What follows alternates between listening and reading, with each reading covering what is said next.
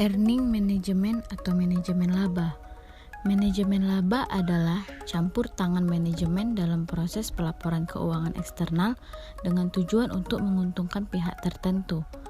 Manajemen laba merupakan salah satu faktor yang dapat mengurangi kreditabilitas laporan keuangan. Bentuk earning management. Terdapat 4 bentuk dari manajemen laba, yaitu yang pertama, tindakan kepalang basah atau talking a big bad. Dilakukan ketika keadaan buruk yang tidak menguntungkan tidak bisa dihindari dari periode berjalan, dengan cara mengakui biaya-biaya pada periode-periode yang akan datang dan kerugian pada periode berjalan. Tindakan ini terjadi saat reorganisasi termasuk pengangkatan CEO baru. Yang kedua, meminimumkan laba atau income minimization. Dilakukan saat perusahaan memperoleh profitabilitas yang tinggi dengan tujuan agar mendapat perhatian secara politis. Kebijakan yang diambil berupa pembebasan pengeluaran iklan, riset, dan pengembangan yang cepat, dan sebagainya. Yang ketiga, memaksimumkan laba atau income maximization, yaitu memaksimalkan laba agar memperoleh bonus yang lebih besar. Demikian pula perusahaan yang mendekati suatu pelanggaran kontrak utang jangka pendek. Manajer perusahaan tersebut akan cenderung memaksimalkan laba. Yang keempat, perataan laba atau income smoothing merupakan bentuk manajemen laba yang digunakan dengan cara menaikkan dan menurunkan laba untuk mengurangi fluktuasi laba yang dilaporkan sehingga perusahaan terlihat stabil dan tidak berisiko tinggi. Teknik dan motivasi manajemen laba. Teknik manajemen laba dilakukan dengan 3 teknik, yaitu A. Memanfaatkan peluang untuk membuat estimasi akuntansi. B. Mengubah metode akuntansi. C. Menggeser periode biaya atau pendapatan. Motivasi manajemen laba. Secara umum, ada beberapa motivasi yang mendorong manajer untuk berperilaku oportunis, yaitu motivasi bonus, kontrak politik, pajak, perubahan CEO, IPO, atau SEO, dan mengkomunikasikan informasi ke investor. Dalam hal ini, manajer melakukan manajemen laba yaitu A. Bonus skema, rencana bonus. B. Debt component, kontrak utang jangka panjang. C. Political motivation, motivasi politik. D. Taxation motivation, motivasi perpajakan. E. Pergantian CEO. Dan F. Initial public offering, penawaran saham perdana. 5.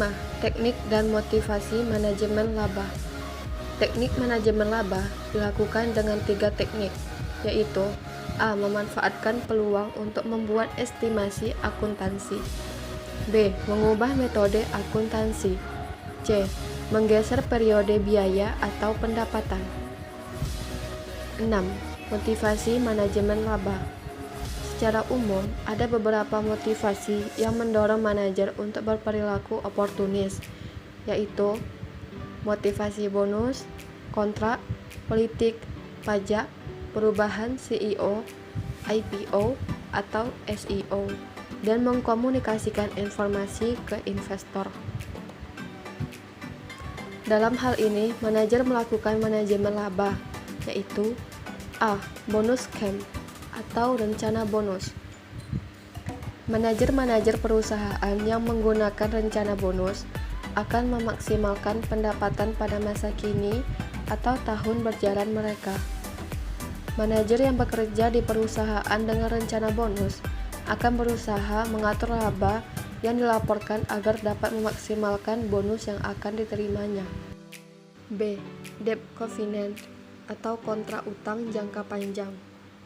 Motivasi ini sejalan dengan hipotesis debt covenant dalam teori akuntansi positif, yaitu semakin dekat dengan perusahaan ke pelanggaran perjanjian utang, maka manajer akan cenderung memilih metode akuntansi yang dapat memindahkan laba periode mendatang ke periode berjalan, sehingga dapat mengurangi kemungkinan perusahaan mengalami pelanggaran kontrak.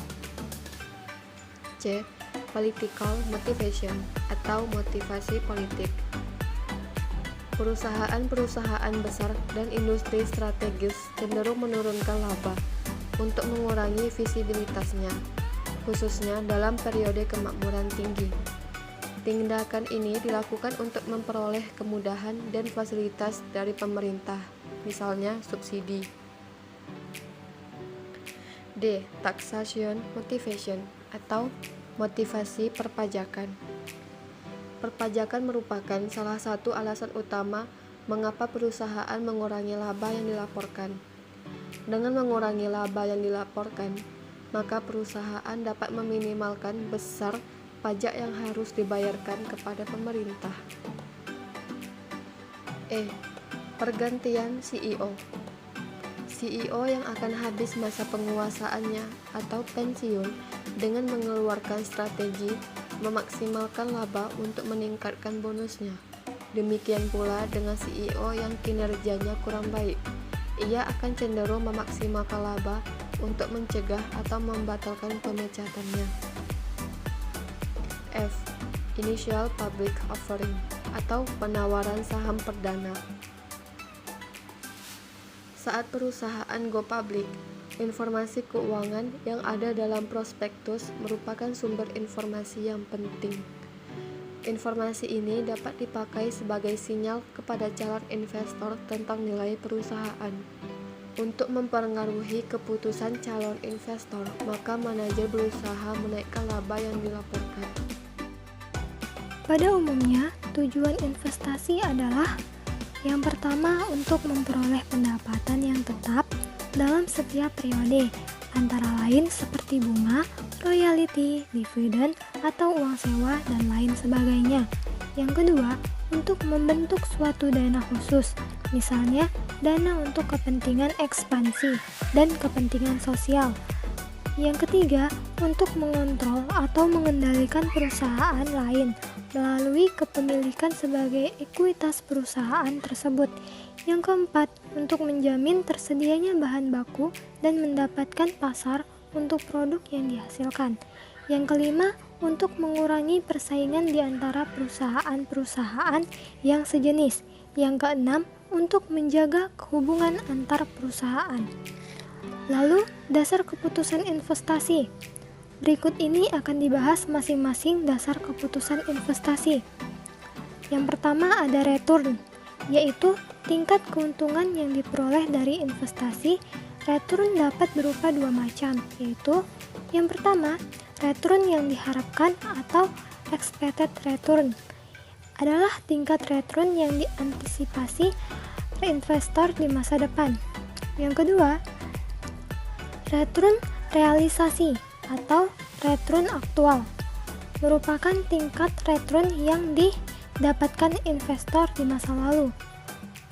Yang kedua ada resiko.